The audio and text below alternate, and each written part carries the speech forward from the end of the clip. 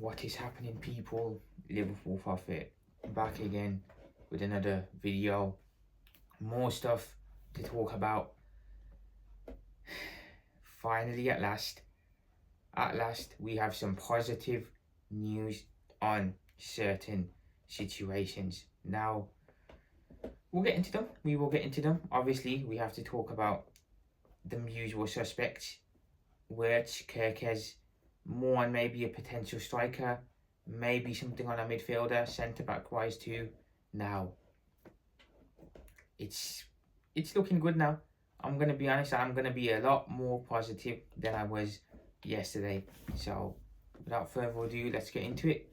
I'm going to be a lot more positive today, so let's go. Let's kick off with it. Let's kick off with the news now. Deep breath. I'm delighted to announce that at last, finally, after coming on to 3 weeks, Liverpool Football Club have reached an agreement and we have finally gotten their magical 3 words. Words to Liverpool is a here we go. It's finally happening. All the drama that's been circulating around this deal for the last 2 weeks, it potentially being off, maybe Liverpool were going to walk away, it's all been put to bed. We got them iconic 3 words. Here we go. So, Wirtz is going to be a Liverpool player and we are all over the moon on this one.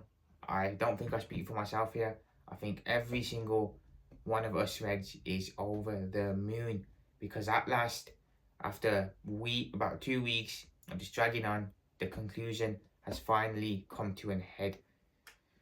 Wirtz is a Liverpool player. We love it. We love to see it. Now, look, a lot of rumours are going to circulate around why this deal took so long.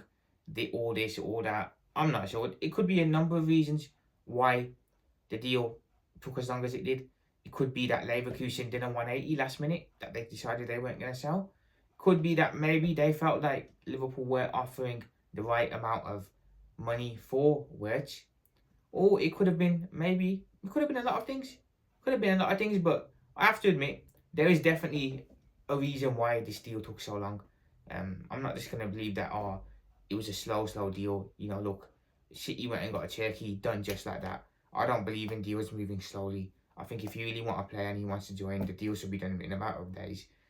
This dragged on for coming on to 3 weeks, and look, there's definitely a reason for that. There is definitely a reason for it, but who cares, guys? Who cares? We got our man. Wirtz is a Liverpool footballer, I'm delighted to say. So, now we have Wirtz out of the way, and thank God we have Wirtz out of the way now. Because I was scared this was going to drag on for another 2 weeks. We needed to get this one done and dusted, so we can now move on to our other targets in the window. I'm assuming now that Milos Kerkez will also be given a here we go soon. I think that this Wirtz one was literally just holding that deal back. I think now that this one's done, we can go into Bournemouth, we can go into negotiations with that and just get that one done just like that. That will be a lot easier to negotiate than Wirtz will. So, Kerkez, I'm expecting the here we go on that, and you know, there we go. I think potentially we could get a here we go on Kerkez as well this week sometime.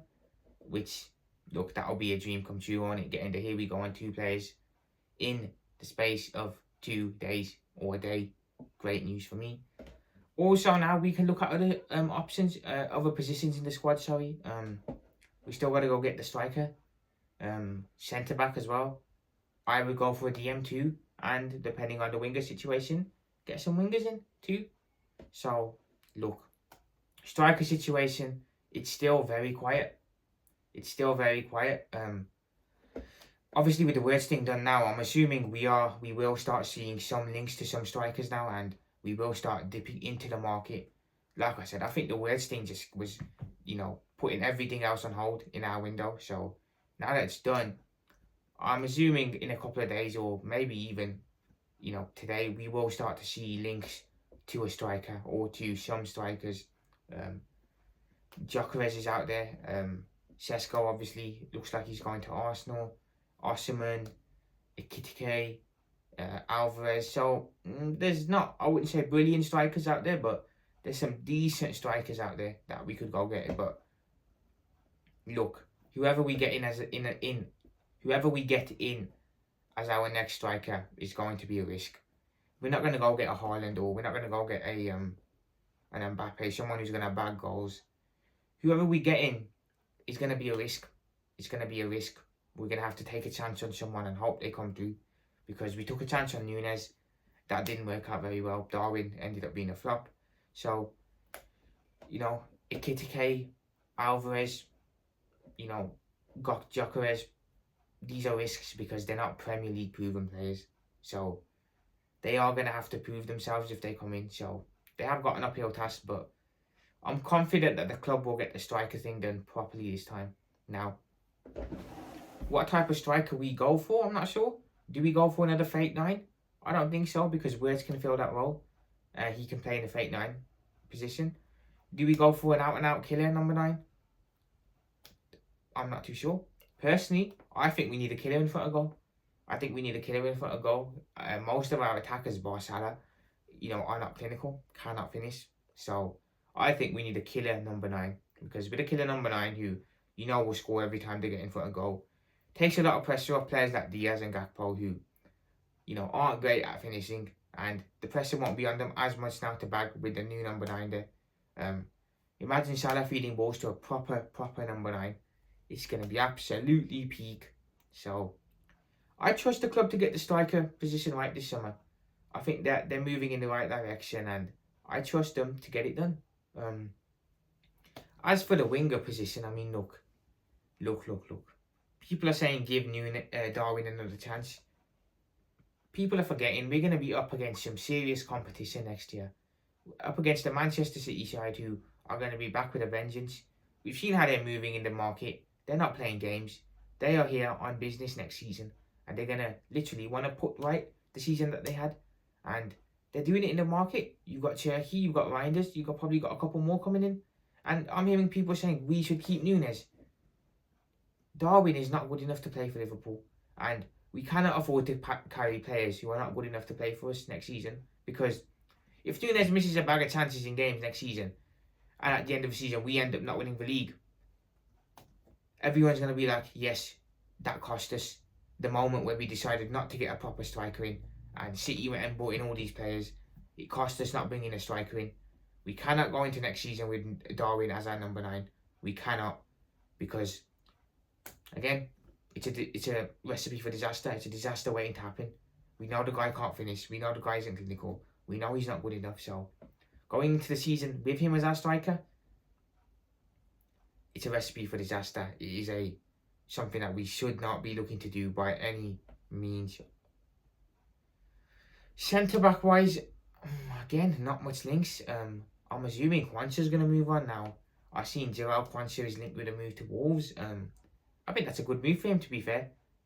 Obviously not good enough to play for a big team, but for a club like Wolves, who are, no disrespect to Wolves here, but for a club who are like fighting relegation, mid-table, I think it's perfect for him. You know, somewhere where he can go and just, you know, do his thing. So Quansah to Wolves, if it is true, if the links are genuine, I think that's a good move for him. I think it's a very good move. But we have to be looking to move him on because, again, another player who is not good enough to me. I'll be honest. I'd keep Gomez. I definitely will be keeping Joe around. But Quansah, we have to be looking to sell. We have to be looking to sell. One thing about us down the years, I feel personally, is that depth-wise, we have always been weak. Literally, always weak. First 11-wise, we've always been great. We can go toe-to-toe with anyone in the world, first 11-wise. But our depth has always been weak down the years. I can't remember a time where we've actually looked at the bench and thought, yeah, he can come on and make a difference. We haven't had that. It's either the first 11 gets it done, or we struggle, usually. Now, albeit the players on the bench can do a job, they can come on and, you know, do something for the game or two, but in the long term, we can't rely on players like Jones or Harvey Elliott because they're not good enough. When you look at who City had down the years, they had De Bruyne, David Silva, Rodri. They got all these players. Now, we're roaming around with the likes of Curtis Jones and Harvey Elliott. It's a big gulf in class and something that needs to be addressed. We need to start building up our depth on the bench too, because sometimes next season, I can guarantee you, we're going to need our bench to be strong. So, I have to wait and see what happens with that. But it's an interesting situation. But that's it for me, guys. I am done for today. The Wirtz here we go happened. That has taken a lot of relief off all of us Reds. But I'll be back soon with more news. Stay tuned. Remember, like, subscribe, comment. Liverpool Profit. Peace out. Up the Reds. Let's go.